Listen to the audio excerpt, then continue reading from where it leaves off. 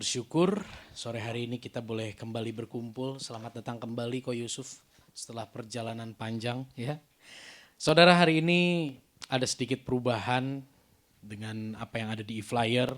Mestinya Bapak Pembina yang menyampaikan, tapi karena ada hal yang harus dilakukan, tidak bisa diwakilkan, jadi saya saja yang mewakilkan khotbah hari ini. Puji Tuhan. Hari ini sadar atau tidak, ini merupakan minggu-minggu atau hari-hari menjelang perayaan Paskah. Di mana nanti hari Jumat kita merayakan Jumat Agung, kematian Yesus. Jadi hari ini kita mau sama-sama belajar, kita mau kembali mengingat apa yang terjadi di momen-momen penyaliban Kristus. Firman Tuhan hari ini saya beri judul meneladani keteguhan Yesus. Saudara, bicara tentang keteguhan, di luar gereja, motivator-motivator banyak yang memberi nasihat, ayo kita teguh, ayo kita gigih dalam menjalankan sesuatu, dalam menjalankan pekerjaan kita, dalam menjalankan segala sesuatu. Ayo yang teguh dong, yang gigih dong, yang konsisten dong. Tapi tahukah saudara, bahwa semua itu, kegigihan, kekonsistenan itu, semua bertujuan untuk kenyamanan diri sendiri. Kalau kamu mau dapat achievement segini, kamu mau dapat promosi jabatan, kamu mau dapat nominal uang sedemikian rupa, ayo dong gigih.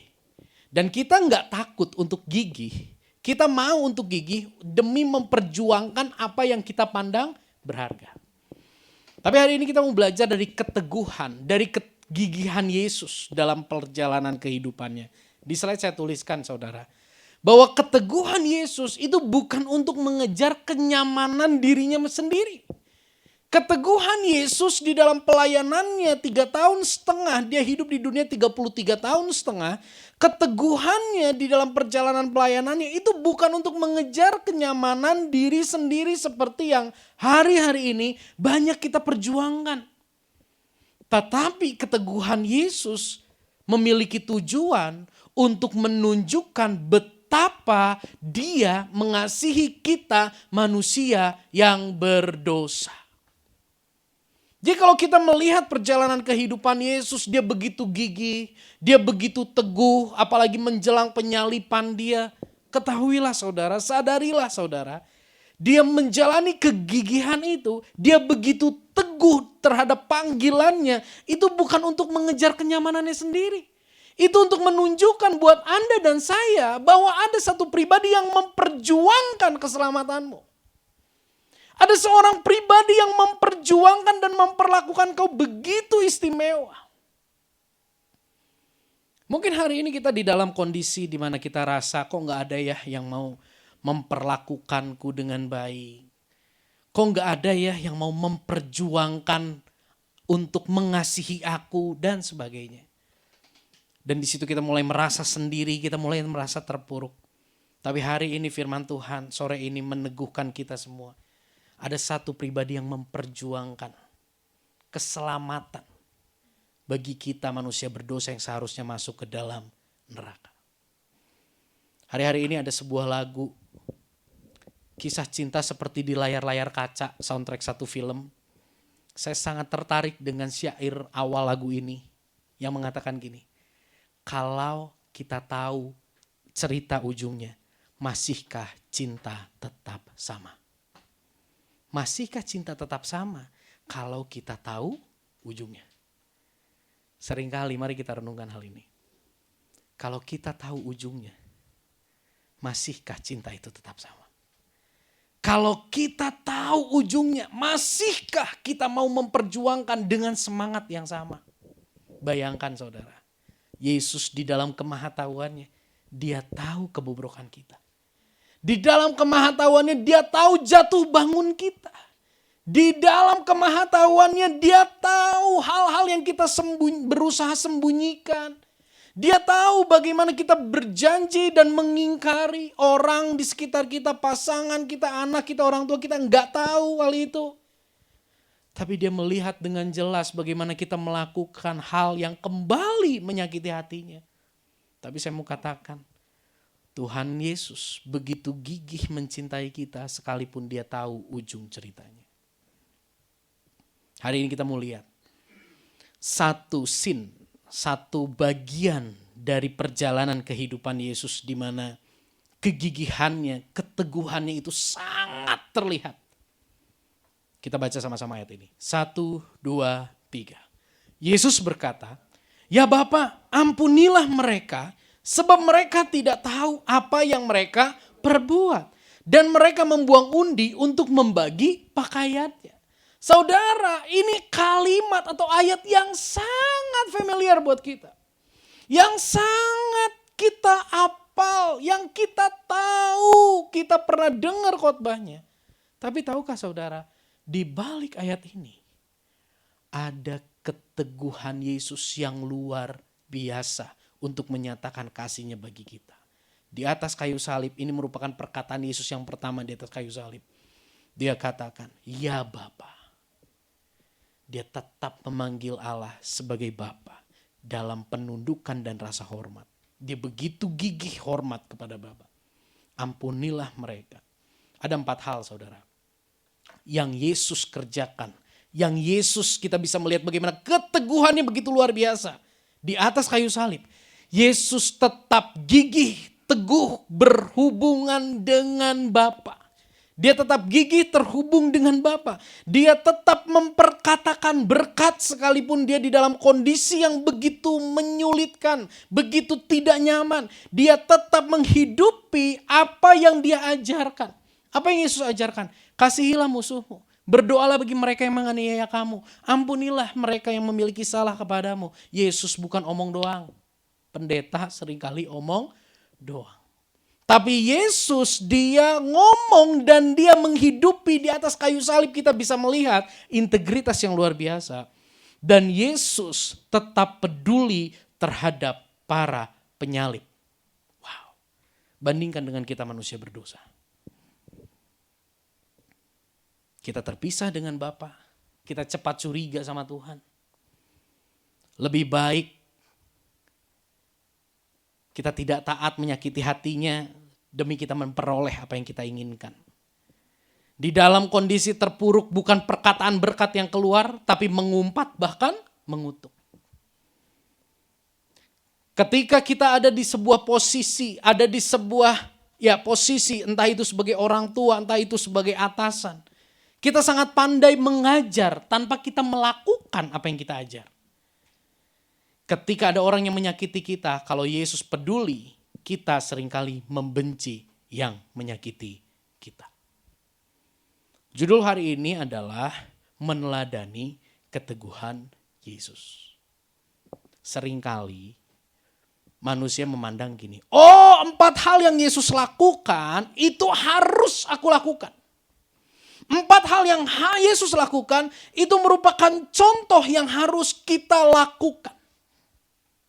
Saya mau katakan sesungguhnya tidak demikian. Keempat hal ini bukan sekedar contoh yang harus kita tiru. Tapi keempat hal ini merupakan jalan pembuka untuk kita pun yang dalam keberdosaan kita dapat menghidupi apa yang Yesus jalani. Saya ulangi. 4 hal ini bukan sekedar contoh di mana Yesus tuntut kita untuk kita hidup sedemikian rupa. Bukan. Tapi keempat hal ini merupakan gambaran bagaimana Yesus membuka jalan bagi kita manusia berdosa untuk kita juga bisa melakukan 4 hal ini. Seringkali ketika kita memberi perintah, kita lupa untuk memberi teladan. Ketika kita memberi perintah, kita lupa mengajar. Kita lupa mendampingi orang yang kita beri perintah. Akhirnya dia tidak bisa melakukan dan kita jadi marah. Itu gambaran kita ya. Sebagai orang tua, sebagai pemimpin, sebagai pelayan Tuhan, sebagai gembala sidang seringkali gitu. Tapi Yesus, dia memberi teladan dan lewat teladan itu dia pun memberi jalan. Di slide saya tuliskan gini. 4 hal yang Yesus lakukan sesungguhnya bukan sekedar peneladanan, tetapi merupakan jalan apa? pembuka untuk kita dapat menghidupi 4 hal yang Yesus hidupi. 4 hal yang Yesus hidupi ini merupakan jalan pembuka untuk kita bisa menghidupi 4 hal itu. Nanti kita akan lihat. Yang pertama saudara, Yesus begitu teguh terhubung dengan Bapa sekalipun dia ada di tengah pergumulan. Tahukah saudara, lewat terhubungnya dia dengan Bapa sekalipun di tengah pergumulan, itu bukan sekedar teladan yang harus kita ikuti semata. Tapi tahukah saudara bahwa di balik keteguhan Yesus tetap terhubung dengan Bapa, di balik keteguhan Yesus tidak marah sama Bapa sekalipun kondisi begitu menyakitkan, begitu menyiksa dia, akhirnya kita bisa memperoleh status sebagai anak. Yohanes 1 ayat 12, demikian firman Tuhan, tetapi semua orang yang menerimanya diberinya kuasa untuk menjadi apa? Anak-anak Allah, yaitu mereka yang percaya dalam namanya. Galatia 3 ayat 26 Paulus katakan, karena kalian percaya kepada Kristus, maka kalian bersatu dengan dia, dan oleh karena itu kalian menjadi anak-anak Allah. Wow, saudara, kalau Yesus tidak gigih, kalau Yesus tidak teguh tetap terhubung dengan Bapa, maka kita tidak akan pernah memperoleh status anak di hadapan Bapa. Kita senang banget ketika kita baca ayat, kalau kamu adalah anak berarti kamu adalah ahli waris kerajaan Allah. Wow. Kita nyanyi sayang, sayang, disayang, aku disayang Tuhan, aku diangkat jadi anaknya, aku disayang Tuhan. Senang banget nyanyi lagu itu karena menceritakan aku anak Tuhan. Tahukah saudara? Hari ini engkau dan saya bersuka cita menjadi anak Allah. Itu terjadi hanya karena ada satu pribadi yang memperjuangkan untuk Anda dan saya bisa ngalamin perubahan dari seteru Allah jadi anak-anak Allah. Dan ini satu privilege yang luar biasa. Apakah status sebagai anak Allah ini menjadi sesuatu yang menghiburkan kita hari-hari ini? Atau kita merasa, anak Allah, masalah tetap ada. Kalau itu yang kita rasa, kita perlu pertolongan Roh Kudus untuk menyadarkan kita bahwa betapa berharganya status yang dia berikan kepada kita yang percaya kepada dia. Roma 8 ayat 15 sampai 16 demikian firman Tuhan. Sebab roh yang diberikan oleh Allah kepada kalian tidaklah membuat kalian menjadi hamba sehingga kalian hidup di dalam ketakutan. Sebaliknya roh Allah itu menjadikan kalian anak-anak Allah. Dan dengan kuasa roh Allah itu kita memanggil Allah itu Bapa ya Bapakku. Roh Allah bersama-sama dengan roh kita menyatakan bahwa kita adalah anak-anak Allah. Ini lebih menarik saudara. Karena perjuangan, karena kegigihan, karena keteguhan Yesus untuk menyelesaikan panggilannya, dia tetap terhubung dengan Bapa. Akhirnya kita yang berdosa ini disucikan dan Roh Kudus mau diam di dalam kita. Dan lewat Roh Kudus itu kita dimampukan untuk memanggil dia Bapa. Hari ini Anda merasa tidak punya figur Bapa di dalam hidupmu? Hari ini Anda merasa Bapa yang ada di keluargamu adalah Bapa yang begitu otoriter, begitu tidak peduli, begitu egois? Jika Anda merasakan hal yang demikian, Yesus sudah tahu sebelumnya bahwa Anda akan terjebak dalam kondisi itu. Maka dari itu, kematiannya mengubah status kita dari seteru menjadi anak. Saudara, jika di ruangan ini tidak ada AC, jika di ruangan ini lebih kecil dari ini, kotor, sumpek, bau, mau nggak Anda masuk ke tempat ini? Mungkin Anda berpikir masih banyak gereja yang lebih bagus. Kita nggak mau datang ke satu tempat yang kayaknya sumpek, nggak enak, nggak nyaman. Tahukah saudara, jika Roh Kudus mau tinggal di dalam kita, menunjukkan, menggambarkan, dia rela tinggal di tempat yang tidak nyaman bagi dia. Karena apa? Karena kasih. Seorang teolog bernama Tim Keller menyatakan, kita baca sama-sama 1, 2, 3. Satu-satunya pribadi yang berani membangunkan raja pukul 3 untuk meminta segelas air adalah anaknya. Seorang raja memiliki protokoler. Siapa yang bisa melewati protokoler itu? Jam 3 pagi bangunin raja. Bukan sekretarisnya, bukan ajudannya, tapi anaknya. Yang melewati semua protokoler, membangunkan raja jam 3 pagi untuk meminta segelas air, itu hanya dapat dilakukan oleh anaknya. Begitu juga ketika Bapa mengangkat kita menjadi anaknya. Tidak ada hal yang membatasi antara kita dengan dia. 24 jam, kapanpun kita mau cerita apapun. Kita mau datang, mau curhat apapun. Kita mau nangis apapun. Bapak katakan, welcome, sini. Kamu gak sendiri. Itu semua bisa terjadi karena Yesus begitu teguh, begitu gigih. Di atas kayu salib dia terhubung dengan Bapa. Keteguhan Yesus untuk tetap terhubung dengan Bapa bertujuan agar kita yang sebelumnya adalah seteru dapat beroleh status sebagai anak. Di mana tidak ada yang dapat menghalangi kita untuk terhubung dengan Dia. Kematian Yesus tidak membuat kita jadi sahabatnya semata. Tapi kematian Yesus membuat kita menjadi status dari seteru menjadi anak. Luar biasa ya. Kegigihan Yesus di atas kayu salib. Keteguhannya tetap terhubung sama Bapa. Ternyata bukan sekedar teladan buat kita. Tapi membuka jalan untuk kita punya status baru. Memanggil dia Bapa. Yang kedua.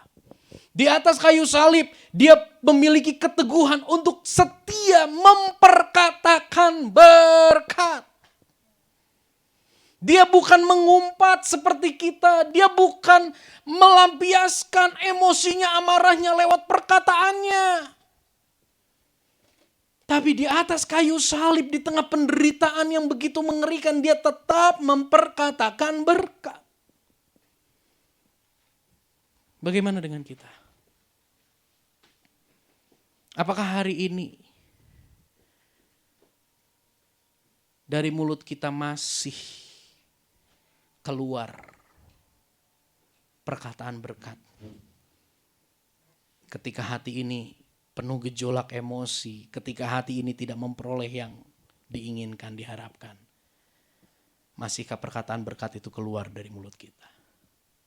Tahu gak saudara, dari mana datangnya perkataan berkat? Ada yang tahu? Perkataan berkat datang dari mana? Yesus pernah bilang gini, apa yang keluar dari mulut, keluar dari hati. Perkataan berkat keluar dari hatimu.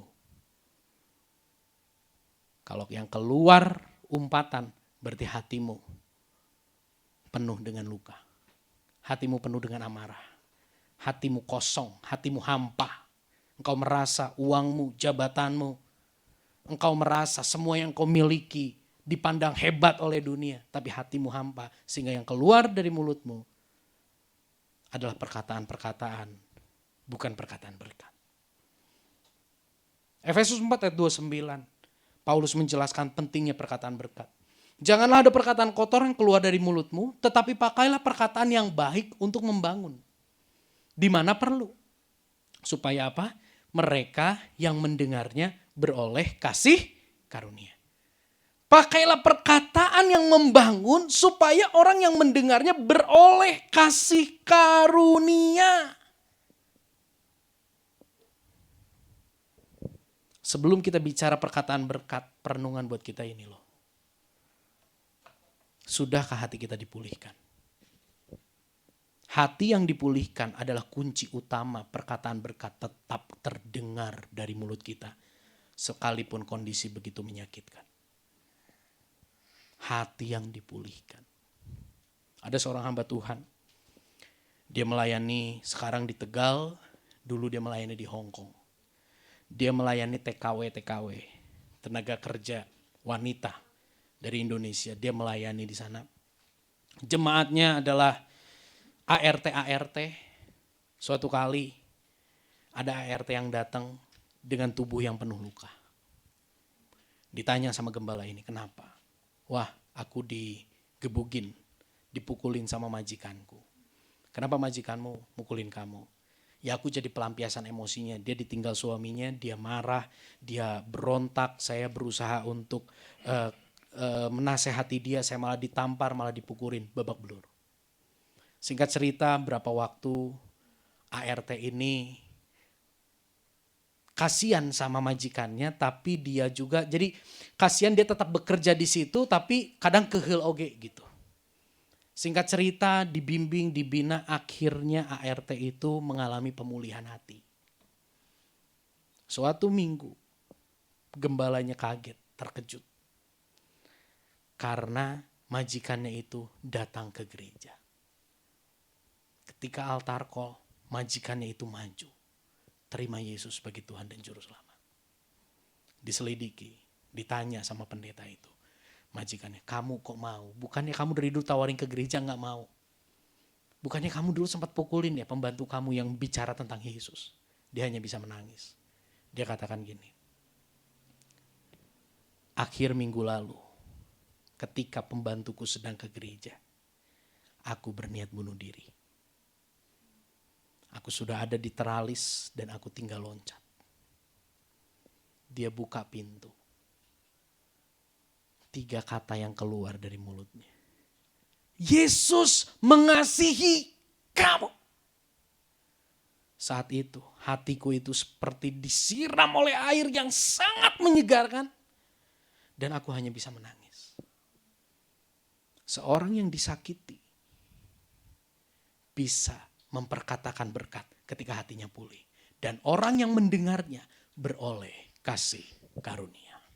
Bukan cuma ART di Hong Kong. Ini yang terjadi saudara. Setelah Yesus katakan, Bapa ampunilah mereka sebab mereka tidak tahu apa yang mereka perbuat. Lukas 23 ayat 42-43 bilang gini. Yesus, ingatlah akan aku apabila engkau datang sebagai Raja. Tahukah saudara ayat 42 ini perkataan siapa? Ayat 42 ini adalah perkataan penjahat di samping Yesus. Di dalam benaknya aku sudah tersalib, aku tinggal tunggu mati. Gak ada kesempatan untuk aku beroleh pengampunan. Gak ada kesempatan untuk aku masuk ke dalam sorga. Gak ada kesempatan untuk aku berbuat baik supaya Allah bisa mengampuni aku, berbelas kasih sama aku. Gak ada kesempatan, udah tinggal tunggu berapa detik lagi aku mati. Sedesperate itu, seputus asa, seterpuruk itu penjahat ini. Tapi tahu gak? Ketika dia mendengar, ya Bapa ampunilah mereka sebab mereka tidak tahu apa yang mereka perbuat. Penjahat ini bangkit pengharapannya dan dia mulai berpikir gini, oh ternyata Yesus sungguh-sungguh mengasihi yang menyalibkannya. Muncullah pengharapan, kesempatan bahwa pengampunan itu ternyata masih ada ya. Akhirnya penjahat ini memberanikan diri, dia bilang, ingat ya, boleh enggak aku diingat kalau engkau datang sebagai Raja? Dan Yesus katakan, aku berkata kepadamu, sesungguhnya hari ini juga engkau ada bersama-sama dengan aku di dalam Firdaus. Wow. Keteguhan hati Yesus untuk tetap memperkatakan berkat bertujuan supaya kita semakin mengenal kesempurnaan kasih-Nya sehingga pengharapan kita sebagai orang berdosa untuk memperoleh pengampunan itu dibangkitkan. Hari ini ada yang merasa Anda begitu berdosa, begitu bobrok, Anda kayaknya gak pernah akan bisa punya kesempatan untuk menjadi baik. Ya, gak bisa dipungkiri, track record kita melekat dalam hidup kita. Tapi tahu enggak? Seburuk-buruknya, sebobrok-bobroknya, sehancur-hancurnya hidup kita. Kalau kita masih bisa bernafas, telinga kita masih bisa mendengar berita tentang salib Kristus, menunjukkan masih ada kesempatan untuk kita memperoleh pengampunan dosa. Penjahat enggak punya pengharapan, tapi mendengar perkataan berkat, bangkit pengharapannya. Dan dia berani meminta diingat oleh Yesus ketika datang sebagai Raja. Pembantu itu, ART itu, memperkatakan berkat 3 kata, Yesus mengasihimu. 1, kehidupan terselamatkan di bumi dan di sorga. Bagaimana dengan perkataan kita? Kemarahan, kebencian, mungkin ada di dalam hati kita. Tapi kita mau belajar sama-sama yuk. Bagaimana kasih Yesus itu bisa memproses hati kita. Di slide saya tulis gini. Hanya pribadi yang telah mengalami kesempurnaan pengampunan. Saya ulangi. Hanya pribadi yang telah mengalami kesempurnaan pengampunan dalam Kristus dapat memperkatakan berkat dan mendoakan hal baik bagi yang telah menyakiti. Ibu Gembala punten, pinjam gelasnya. Saudara, ini gelas tempat apa?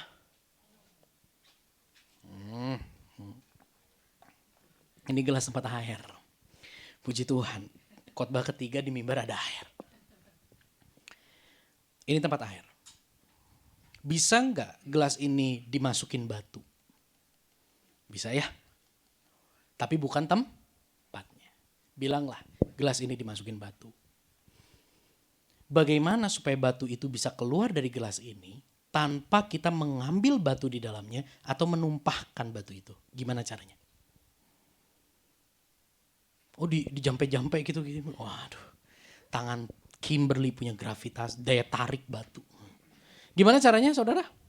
Supaya batu yang ada di sini bisa keluar. Gimana caranya? Isi air. Isi air, setetes cukup? 2 tetes cukup? 3 tetes cukup? Enggak. Airnya itu harus deras mengalir ke gelas ini. Airnya itu harus overflow, nggak berhenti-berhenti ngalir ke sini. Lambat laun, hey gelas, keluarkan batu itu. Gelas nggak fokus sama batunya, gelas fokus sama dirinya yang diisi oleh air. Tanpa disadari batu itu naik, jatuh. Bisa nangkap di sini? Hati kita sebetulnya, Tuhan cipta hati kita bukan untuk simpan kepahitan. Bukan untuk simpan dendam, bukan untuk simpan kemarahan. Sekalipun lingkungan melakukan itu sama kita. Makanya Tuhan mati di salib. Sebagai penawar dari semua rasa sakit itu. Dan ketika kita merenungkan kembali kegigihan, keteguhannya. Yesus memperkatakan berkat. Sekalipun di tengah penderitaan itu bertujuan supaya kita tahu kita dikasih dengan luar biasa. Ketika kita renungkan itu, lambat laun gak usah dipaksa, gak usah disuruh, gak usah didorong-dorong, gak usah diancam masuk neraka, gak usah diiming-iming masuk sorga. Tanpa disadari itu akan keluar dengan sendirinya. Bahkan yang keluar dari gelas ini bukan lagi batu. Yang keluar dari gelas ini apa? Air. Karena apa? Overflow. Gelas ini adalah hati kita. Batu adalah siang. Luka hati, dendam, kekecewaan, amarah yang seharusnya gak ada dalam hati kita. Air menunjukkan kasih Tuhan yang tak terbatas. Kalau kita nunggu kasih dari lingkungan, paling dia bisa menuhin kita setengahnya. Itu pun dia jadi kosong setengah. Gak bisa. Mari saudara. Kalau Yesus gak bilang, Bapa ampunilah mereka. Pengharapan penjahat itu gak bangkit. Kita pun, kalau Yesus gak bilang Bapa ampunilah mereka, kita pun gak punya pengharapan bahwa pengampunannya itu sempurna bagi orang berdosa. Betul? Hanya pribadi yang mengalami kesempurnaan pengampunan dapat memperkatakan berkat dan mendoakan hal baik bagi mereka yang telah menyakiti. Yang ketiga, di atas kayu salib di balik perkataan ya Bapa ampunilah mereka sebab mereka tidak tahu apa yang mereka perbuat. Saudara tahu enggak? Di sini Yesus menghidupi yang dia ajarkan. Susah enggak menghidupi yang kita ajarkan? Bapak-bapak, ibu-ibu, orang tua, susah enggak menghidupi nasihat yang kita berikan? Geva baca buku jangan sambil tiduran. Bapaknya bacain buku cerita sambil tiduran, bahkan ketiduran. Ya. Susah. Jadi untuk Yesus mengerjakan apa yang diajarkan itu bukan satu hal yang sepele saudara. Mari renungkan, itu bukan hal yang gampang. Dia harus mengerjakan apa yang diajarkan, bukan hal yang gampang. Tapi dia begitu gigih, dia begitu teguh melakukan itu. Kenapa? Karena dia mau menunjukkan sama kita bahwa apa yang dia ajarkan itu amat sangat penting. Matius 28:20 salah satu pesan Yesus sebelum dia naik ke sorga. Ayat terakhir di Matius 28, demikian firman Tuhan. Ajarlah mereka melakukan segala sesuatu yang kuperintahkan kepadamu. Ini merupakan panggilan kita, orang-orang yang udah terima Yesus sebagai Tuhan dan Juru Selamat, punya tanggung jawab mengajar segala sesuatu yang Tuhan telah perintahkan, yang Tuhan telah ajarkan, yang Tuhan telah teladani buat kita. Orang tua, ingat ketika Anda bergumul untuk memiliki anak. Ketika belum Tuhan kasih anak, bergumul, berdoa. Setelah Tuhan kasih anak, saya mau katakan, Tuhan percayakan 1, 2, 3, berapa jiwa yang ada di keturunan kita untuk kita ajar melakukan apa yang Tuhan perintahkan. Salah satu panggilan terbesar kita adalah apa? Mengajarkan nilai-nilai kebenaran. Kita baca sama-sama kalimat berikutnya. 1, 2, 3. Dan kesulitan terbesar dalam mengajar adalah apa? Menghidupi yang kita ajarkan. Nyiapin khotbah itu tidak sesusah menghidupi khotbah. Ngomong firman Tuhan 45 menit itu tidak sesusah melakukan yang difirmankan walaupun hanya 2 menit. Ini merupakan hal yang serius. Kesulitan terbesar kita dalam mengajar adalah menghidupi yang kita ajarkan. Dan hari ini kita melihat keteguhan Yesus untuk menghidupi apa yang diajarkan. Ketahuilah, dia begitu teguh menghidupi apa yang diajarkan, menunjukkan bahwa apa yang diajarkan dalam konteks ayat ini adalah pengampunan. Itu merupakan hal yang sangat penting. Apakah di atas kayu salib Yesus mengajarkan berkat? Di atas kayu salib Yesus mengajarkan kutuk. Di atas kayu salib Yesus mengajarkan apa? Hal-hal lain? No.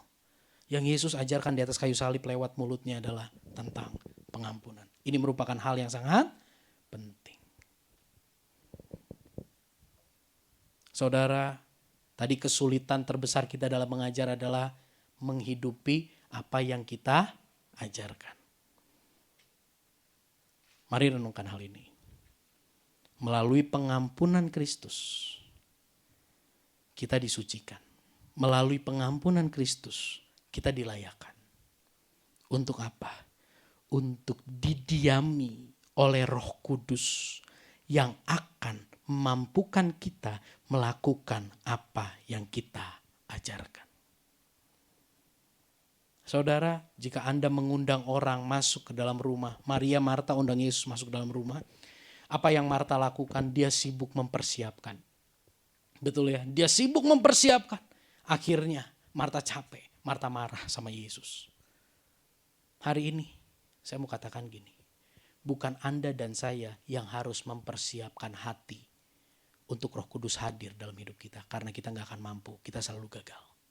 Tapi pengorbanan Yesus itu menyucikan hati kita, melayakkan kita untuk kita bisa didiami oleh Roh Kudus. Di mana Roh Kudus itu akan bekerja memampukan kita melakukan apa yang kita ajarkan. Banyak orang menyerah dalam mengajarkan karena merasa tidak mampu memberi teladan. Betul? Ya, salah satu nih. Orang tua saya suka ngomong dari dulu. Dan saya belajar. Yusak, kalau naik motor, naik mobil, jangan ngebut. Sabarlah, biarin disusul sama orang, biarin, sabar. Nah, tuh udah tahu kan rasanya nabrak gak enak. Udah tahu kan rasanya teguling. Sabar, tenang. Iya. Udah sini, saya yang setir.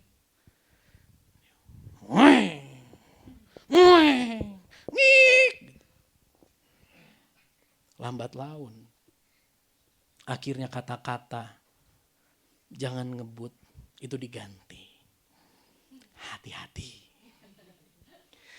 Papi percaya kamu bisa memperhitungkan jarak. Dan kamu lebih bijak, kamu sudah punya anak istri. Jadi renungkan baik-baik. Betul, akhirnya saya hati-hati. Tidak secepat dulu, kenapa? Karena saya mulai mengerti, ada tanggung jawab. Saudara, sulit mengajarkan sesuatu tanpa kita memberi teladan. Tapi kesulitan itu bukan alasan untuk kita berhenti mengajar. Roh Kudus akan memampukan kita untuk mengajar dan melakukan apa yang kita ajar. Yang terakhir, peduli terhadap yang menyakiti dan yang mengecewakan. Saudara, di atas kayu salib Yesus begitu teguh, Yesus begitu gigih untuk mempedulikan orang-orang yang mengecewakan dia, yang menyalibkan dia. Tahu nggak saudara? Kepedulian Yesus terhadap orang-orang yang menyalibkan dia itu menunjukkan kasih yang begitu besar kepada para pendosa. Dan ketiadaan cara lain untuk menyelamatkan orang-orang berdosa ini dari penghukuman dosa selain lewat pengorbanan Yesus. Kalau ada cara lain untuk menyelamatkan manusia dari penghukuman dosa, saya percaya Yesus pakai cara lain. Tapi karena caranya cuma satu, yaitu mengorbankan dirinya, dia jalanin hal itu. Karena apa? Karena dia sayang. Begitu juga dengan orang tua. Pernah dengar? Saya perjuangkan supaya kamu bisa sekolah, dapat pendidikan yang terbaik. Segala cara diupayakan. Wahai orang tua, mari kita sadari sore ini. Bukan hanya Anda yang memperjuangkan yang terbaik untuk anakmu sehingga Anda lakukan segala sesuatu. Yesus memperjuangkan untuk keselamatan kita sehingga dia melakukan hal yang begitu besar. Mengorbankan dirinya di atas kayu salib.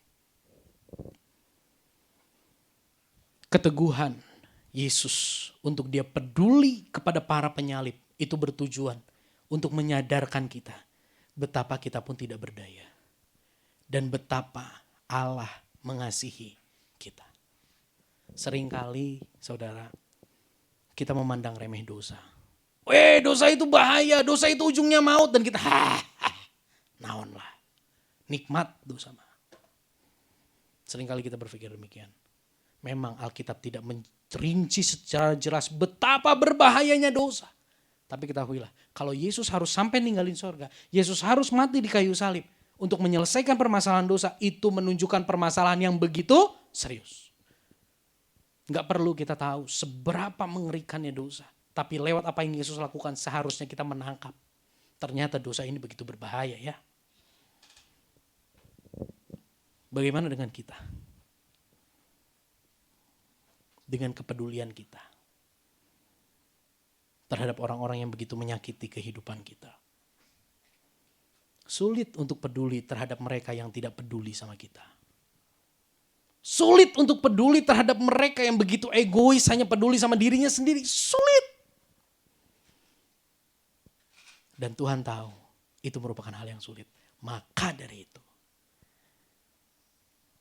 Tuhan menunjukkan kepedulian yang sempurna. Karena hanya pribadi yang telah mengalami kepedulian yang sempurna di dalam Kristus akan dimampukan untuk peduli kepada lingkungan dan berhenti menuntut kepedulian dari lingkungan. Sama seperti contoh gelas ini. Hanya dengan dipenuhi oleh air, maka batu itu bisa keluar dengan sendirinya.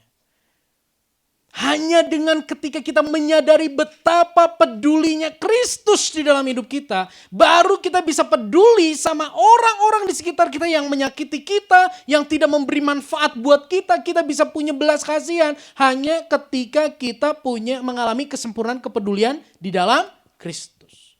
Jadi hari ini kalau Anda menyadari Anda begitu egois dan Anda tidak peduli terhadap lingkunganmu, yang Anda butuhkan bukanlah komitmen untuk peduli.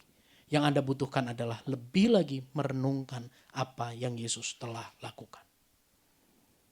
Saudara, di poin yang ketiga saya ingin tutup dengan kesaksian. Kegigihan menghidupi yang diajarkan. Saya baru menyadari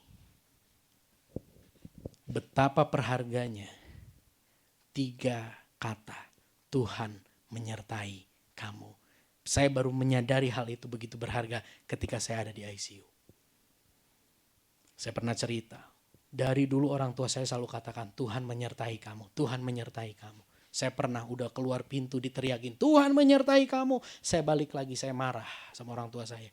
Saya bilang, gak usah bilang Tuhan menyertai saya. Kalau Tuhan sertai saya gak bisa senang-senang di luar. Gak usah bilang Tuhan menyertai saya, karena saya ketika saya minta penyertaan Tuhan untuk saya nyontek, saya jadi ketahuan dan gak naik kelas. Serius. Saya minta penyertaan Tuhan buat nyontek ujian bahasa Inggris. Ketahuan sekali-kalinya, ketahuan udah itu. Tapi ketika di ICU, saya mulai menyadari Tuhan menyertai kamu ini satu kata yang powerful. Dan saya menyadari saya bukan orang yang mudah. Saya bukan orang yang gampang. Untuk menanamkan nilai Tuhan menyertai kamu dalam kehidupan Yusak itu sangat sulit.